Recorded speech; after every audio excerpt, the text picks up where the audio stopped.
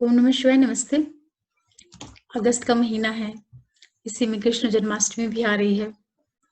कई जगह इस पर 2 तिथियां दी गई हैं, कहीं-कहीं पे 11 अगस्त लिखा हुआ है और कहीं पे 12 अगस्त।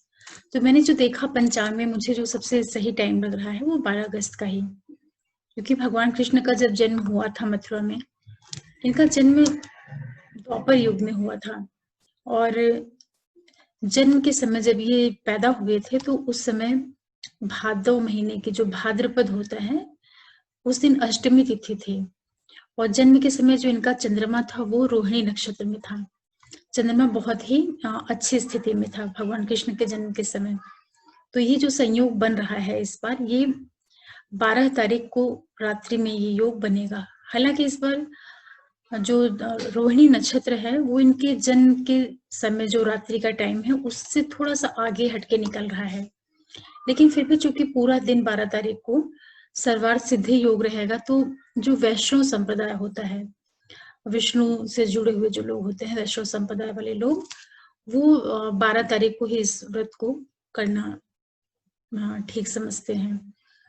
क्योंकि रात में 11-12 के बाद जो समय होगा, वहां पे रात्रि में 12:05 से लेकर के 12:48 का जो टाइम रहेगा 12 तारीख की रात का, उसी समय पे भगवान कृष्ण का जन्म आप मना सकते हैं। और पूरा दिन आप व्रत रहिए, अच्छे से उसका पूजन करिए, जो भी आपके सामर्थ्य में है, जिस भी तरीके से आप इस फेस्टिवल को सेलिब्रेट करना चाहते हैं।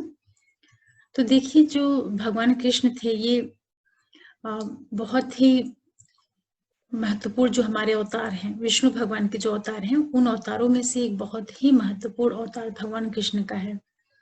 और इन्होंने ही पृथ्वी पे जब जन्म लिया तो बहुत से लोगों के कष्टों को दूर किया। महाभारत जैसी घटना उस कालखंड में हुई, जिसमें इन्होंने गीता का ज्ञान दिया। तो भगवान कृष्ण जो है वो हमारे समाज के लिए बहुत ही एक प्रेरणादायक व्यक्तित्व है उनका। आज भी हम लोग उनका जो जीवन चरित्र था, उससे बहुत सी चीजें सीखने को मिलती हैं। हालांकि कृष्ण जन्माष्टमी जो है उनकी याद में ही मनाया जाता है। तो जब भी हम कोई त्योहार को मनाते हैं तो हमारा उसके पीछे क्या ध्येय होना चाहिए। कोई भी फेस्टिवल को मनाने के पीछे जो सबसे मेन चीज होती है वो उस व्यक्तित्व से जुड़ी हुई जो चीजें हैं, उनकी जो पॉजिटिव चीजें थी, उन सारी चीजों को अपने जीवन में हम उसे ग्रहण कर सकें, उसका उपयोग अपने जीवन में कर सकें, या पूरे मनुष्य जाति के हित के लिए अगर हम उन चीजों का उपयोग कर पाए, तभी कोई व्रत जो है सही अर्थों में सार्थक होता है। केवल ये नहीं कि कृष्ण जन्माष्टमी आई और उसका पूरा जैसे हमेशा ही करते हैं सारे व्रत त्योहार उसी तरीके से कर लिया और उसके बाद फिर उस चीज को भूल गए, तो उसका कोई मतलब नहीं निकलता है। तो मैं तो यही कहना चाहूंगी कि जन्माष्टमी बहुत ही खुशी का पर्व है, क्योंकि ऐसी मान्यता है कि इसी भादों के महीने में, भाद्रपद में, षष्ठी को जो उनके भाई थे बलराम, उनका जन्म हुआ था। फिर बाद में यही भादो महीने में अष्टमी तिथि को भगवान कृष्ण ने जन्म लिया। और उनका जन्म भी जो है बड़ी बहुत विपरीत स्थिति में हुआ है। उनके माता पिता को कंस ने कैद करके रख लिया जेल में, क्योंकि वो बहुत ही पापी था, आताताई था। तो उसको ऐसा पता था कि जो उसकी बहन की संतान होगी, 8वीं संतान, तो उसी से उनकी मृत्यु का संबंध जुड़ा हुआ था। तो उसने भगवान कृष्ण के जन्म के समय जो है उनको कारागार में कर लिया। तो कहने का मतलब ये है कि कृष्ण भगवान का जन्म अपने आप में ही बहुत अलौकिक और बड़ी विचित्र घटना है। खैर, वो तो ईश्वर थे, ईश्वर अवतार थे, तो उन्हें तो जो करना था उसके लिए पृथ्वी पे आए ही। तो उनका जो जीवन चरित्र है उससे हमें बहुत सी चीजें सीखनी चाहिए।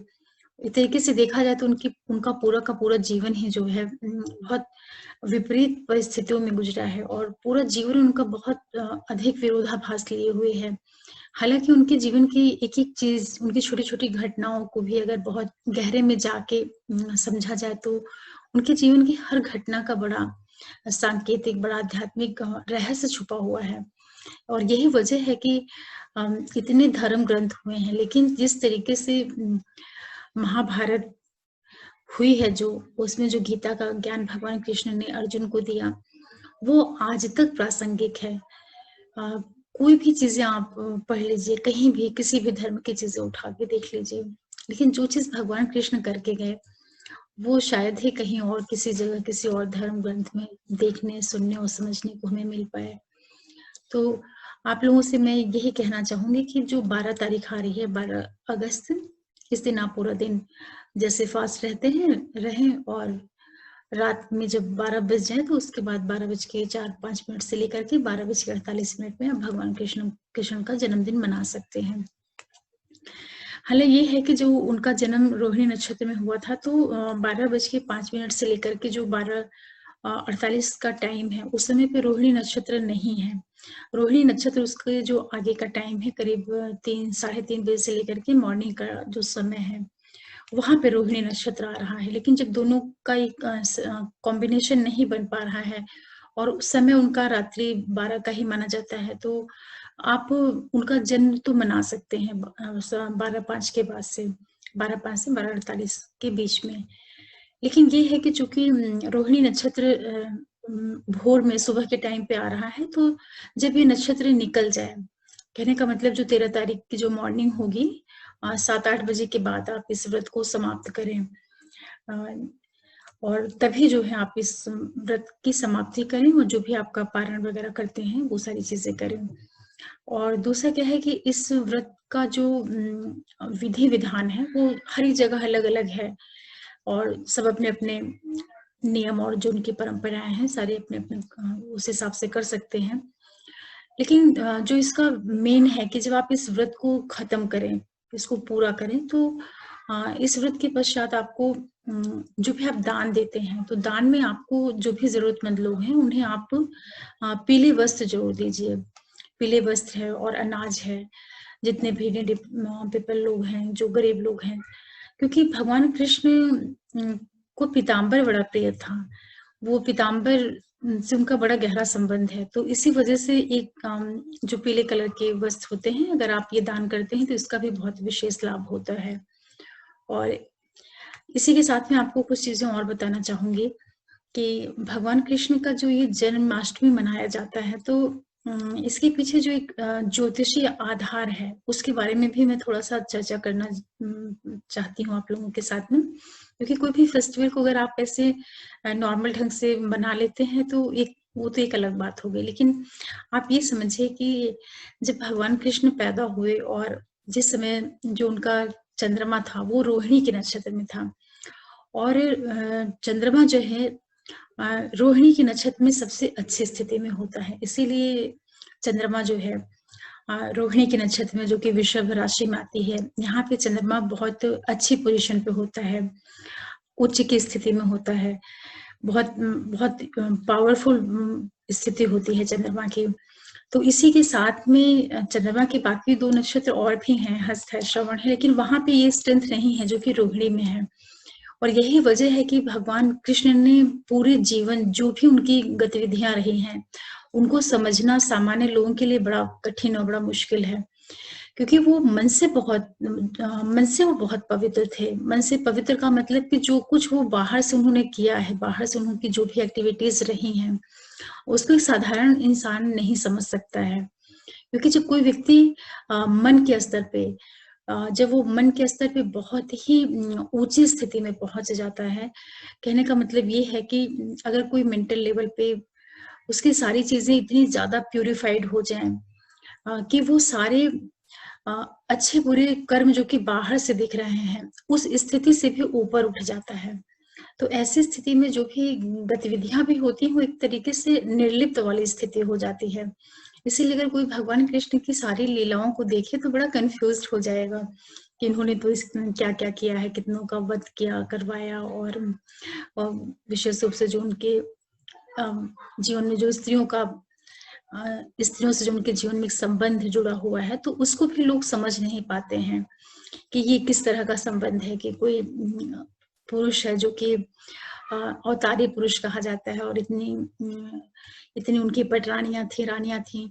तो ये बड़ा गहरा आध्यात्मिक रहस्य है। अगर आप इसको समझिए तो आप धर्म को सही अर्थों में समझ पाएंगे। ये जो उनकी इतनी रानियां थी या जो कुछ था उनका, ये सारा का सारा बहुत गूढ़ रहस्य है, एक लीला जैसी स्थिति है। क्योंकि भगवान राम ने सॉरी भगवान कृष्ण ने जो अपने जीवन में किया है, आप उसको एकदम साधारण मनुष्य के रूप में मत लीजिए कि उन्होंने किस तरह से एक्टिविटीज की हैं। वो धर्म की स्थापना करने के लिए आए थे, और धर्म की जो उन्होंने स्थापना करवाई है, धर्म की स्थापना के लिए युद्ध जैसी चीज से भी होकर के उनको गुजरना पड़ा है। तो जब भी समाज में भी आप देखिए कि बहुत ज्यादा अत्याचार बढ़ जाए या बहुत बुराइयां बढ़ जाए, तो जो शासक होता है उसको कहीं ना कहीं थोड़े से जो कड़वे, बहुत कठोर स्टेप होते हैं वो भी लेने पड़ते हैं। तो इसी तरीके से भगवान कृष्ण ने भी, जो ये महाभारत जैसी स्थिति निर्मित हुई थी, और बहुत उन्होंने प्रयास भी किया है कि ये युद्ध ना होने पाए, लेकिन हुआ। तो आप खैर कृष्ण भगवान के ऊपर तो बताने लगो तो बहुत कुछ है बोलने के लिए और बताने के लिए, लेकिन अभी तो कृष्ण जन्माष्टमी है, तो आप लोग इस त्योहार को अच्छे से एंजॉय करिए। और जितने भी लोग भगवान से जुड़े हुए हैं, स्पेशली कृष्ण भगवान से, वो इस त्योहार को खूब अच्छे से मनाएं। और मैं आप सभी लोगों को कृष्ण जन्माष्टमी की बहुत ढेर सारी बधाइयां देती हूँ, शुभकामनाएं देती हूँ कि ये दिन आपकी लाइफ में बहुत ज्यादा पॉजिटिविटी भरे, आपको बहुत ज्यादा उन्नति की ओर लेके जाए, और आपके अंदर एक सकारात्मक बदलाव आए। और वो बदलाव मैं चाहूंगी कि सबसे पहले कोई भी जब बदलाव आता है तो वो मन के लेवल पे ही आता है, क्योंकि कोई जो थॉट होता है वो तो मन में ही आता है। तो जब कोई चीज हमारे मन में आएगी पॉजिटिव रूप से, तो फिर वो धीरे धीरे करके हमारी एक्टिविटीज में भी शामिल होना शुरू हो जाती है। तो भगवान कृष्ण से आप लोग जो उन्होंने किया है, जो अच्छाइयाँ उनकी हैं, वो सारी आप ग्रहण करें और अपने जीवन में उसको उपयोग करें, और उसका अपने जीवन में बहुत लाभ लें।